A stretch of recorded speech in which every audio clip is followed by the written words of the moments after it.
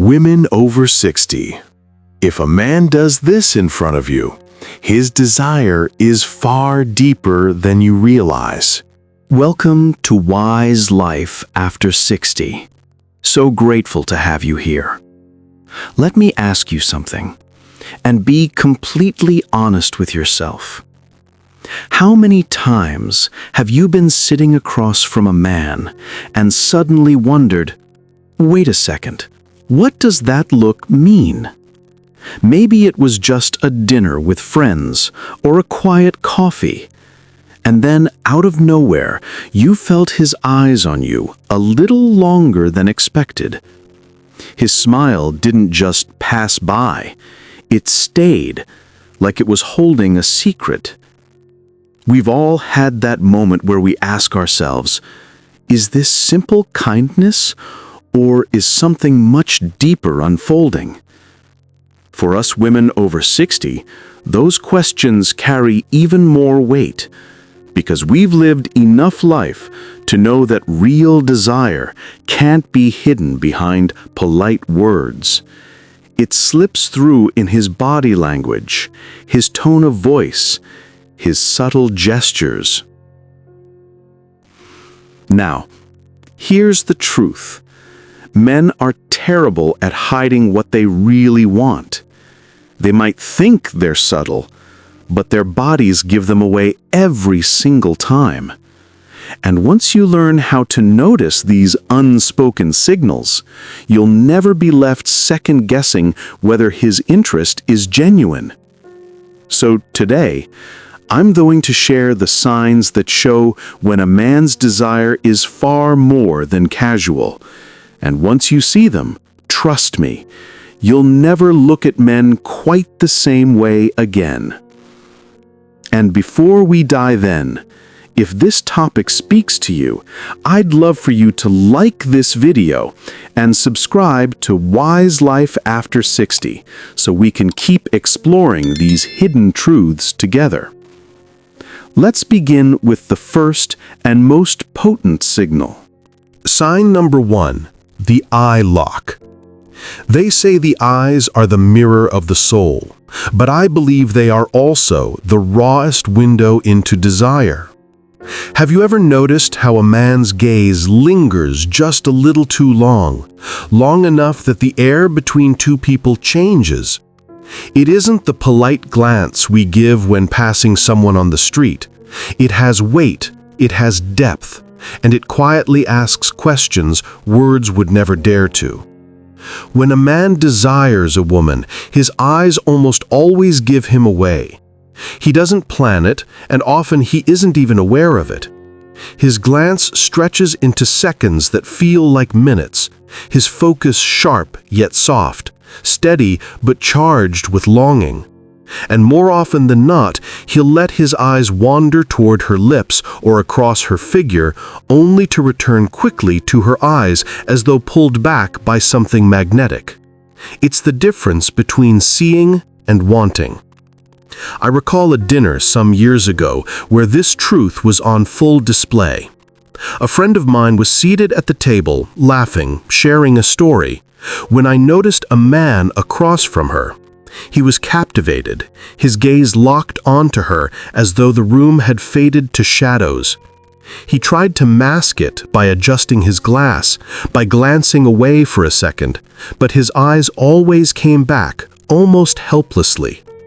I remember thinking to myself, that isn't casual. That is desire trying not to be seen. In that moment, without a word exchanged, his longing was obvious to anyone paying attention. That's the unmistakable difference. A casual glance is fleeting, respectful, gone as quickly as it arrives. But when desire is present, the gaze stays. It stretches time, carves out a private space even in the middle of a crowded room, and says without sound, I see you, and I want to keep seeing you. And what should a woman do in that moment?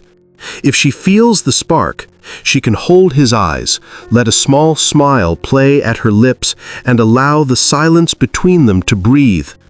That simple act speaks volumes. But if she does not feel the same, breaking the gaze gently is enough to let the fire die out before it grows stronger. Because the truth is simple. Eyes do not lie. They are the first messengers of the heart's hunger. And once they've spoken, the rest of the body often follows with even louder signals. Sign number 2, subconscious touch. Desire doesn't always arrive in words or even in the eyes. Sometimes it sneaks out through the fingertips. Small, restless movements a man cannot seem to control. Watch closely, and you'll notice that when he is drawn to a woman, his hands begin to tell the story his lips won't say. Think about it. A man who is calm, uninterested, or simply polite keeps his gestures neutral. But a man whose attraction is burning quietly within him will often start adjusting his clothes, straightening his sleeve, loosening his collar, or running his fingers through his hair. He is not preparing for a photograph, he is preparing for you, often without even realizing it. His body is trying to appear taller, cleaner, sharper, more appealing. It is an instinct as old as time. And when that attraction grows stronger, touch moves beyond himself. He may find excuses, however small, to break the barrier of space. Brushing an invisible speck of dust from your shoulder, resting his hand just close enough to yours on the table that the gap feels alive. Even the accidental brush of a knee beneath the surface of conversation carries weight. These gestures are rarely random. They are quiet invitations, testing whether you feel the same spark. But here is the key. Not every touch means desire. The question you must ask is whether his touch is different with you than it is with others. Some men are naturally tactile, friendly with everyone, but if his hand seems to hesitate, linger, or return to you again and again, that is a sign of something deeper. The truth is, touch is one of the most honest languages we have because it bypasses the rational mind. A man can rehearse his words, he can even control his eyes, but the way his hand betrays his longing is much harder to disguise. And let me turn this over to you for a moment. Have you ever noticed a man adjusting his shirt, leaning just a little closer, or brushing against you more than once, and felt in your bones that it wasn't an accident? I'd love to hear your story in the comments, because these subtle signals often carry far more meaning than we admit aloud. Touch, whether conscious or unconscious, is never neutral when desire is present. And once it enters the space between two people, it sets the stage for other signs to follow. Next, we move to a signal that lives not in the body, but in the very sound of a man's voice. Sign number 3, the voice drop. It's strange, isn't it? How the human voice changes depending on who we are speaking to.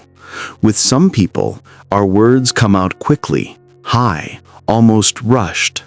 But when desire enters the room, something else takes over.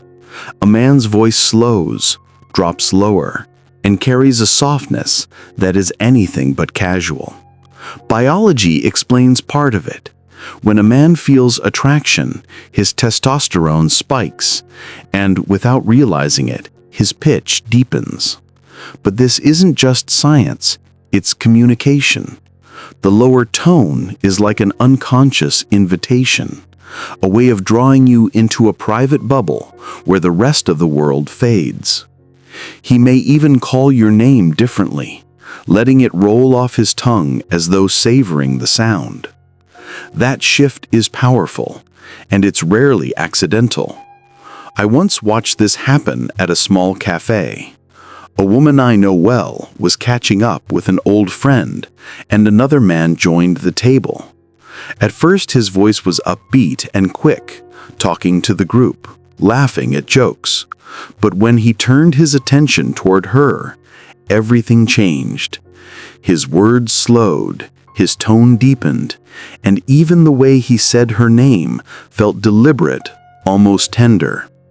Everyone else could hear the difference. The conversation with the group was one thing, but with her, his voice carried a different kind of weight, almost like a caress. She told me later she had noticed it immediately, and it gave her the same flutter as a gentle touch on the arm. That is the hidden beauty of the voice. It's not just sound, it's a reflection of intent. A man who is only polite will keep his tone light, level, and ordinary. A man who desires you cannot help but reveal it in the rhythm of his words, the softness of his pace, the way his sentences stretch longer when speaking only to you. So how should a woman respond to this? The simplest way is to mirror it. Let your own tone slow down, drop just slightly, soften in return. This doesn't just build connection, it builds intimacy, a kind of shared frequency that only the two of you are tuned into. Voices tell stories the eyes cannot. And when his voice changes just for you, it's a sign that desire has moved from thought into feeling. But the voice is only part of the truth. The body, as we'll see next, makes its own declaration when a man is drawn closer than he intends. Sign number 4, the lean in. There is an old saying, the body moves where the heart already leans. And nowhere is this truer than in the way a man positions himself near the woman who stirs his desire. Think about it for a moment. When we are disinterested or simply polite, we keep space. We sit back in the chair, we cross our arms, we angle our bodies slightly away. But when longing is present, the body betrays that truth. A man will lean toward you, inch by inch, almost as if gravity itself is pulling him closer. It may be his shoulder tipping your way across the dinner table, or his face drawing nearer when you speak, as though he doesn't want to miss a single word. What makes this sign so telling is its simplicity. Unlike a glance or a touch, leaning in cannot be brushed off as accidental. It requires intention. A man reduces the space between you because some part of him longs for closeness, for connection, for intimacy he hasn't yet spoken aloud. In those moments, his body writes the story his mind hasn't dared to say. The philosopher Rumi once wrote, "Lovers don't finally meet somewhere. They're in each other all along." That lean-in is the body's silent reminder that attraction seeks union. His torso, his shoulders, his very posture confess what his words are too cautious to reveal. Now, not every lean carries the same meaning. Some men are naturally warm, physically expressive with friends and strangers alike. The difference is whether the lean is reserved for you, whether his posture shifts the moment you arrive, and whether his shoulders square only toward your presence. That exclusivity is what marks desire. When you notice that lean, pause for a moment and ask yourself how it makes you feel. Do you sense warmth, curiosity, maybe even a spark? Then allow your smile, your tone, or even a subtle shift of your body to answer for you. But if you feel his closeness is too much, you don't have to push him away with words. A calm stillness, a gentle return to your own space is enough to draw the boundary. The beauty of body language is that it lets you respond without confrontation, using grace rather than resistance. And I'd love to hear from you. Have you ever been in a conversation where you suddenly realized a man was leaning closer and closer, almost without noticing it himself? Did you welcome it, or did you feel the need to step back? Share your thoughts in the comments because these small moments often reveal far more than grand declarations ever could. When a man leans in, he risks closeness, and in that risk, his desire is written plainly. Yet there is one final sign that goes even deeper than body or voice, a shift you feel, not with your eyes or ears, but with your entire being. Sign number 5, the energy shift. I once watched a moment that said more than words ever could. A close friend of mine was seated with a man she had been growing curious about. They weren't holding hands, they weren't even leaning close. Yet something in the air between them changed. The conversation around the table faded, and for anyone watching, it was as though an invisible thread connected the two of them. Their laughter slowed, their eyes softened, and the silence they shared seemed heavier than sound itself. You could feel it. Across the room, desire had entered, and it shifted the entire atmosphere. That's what I call the energy shift.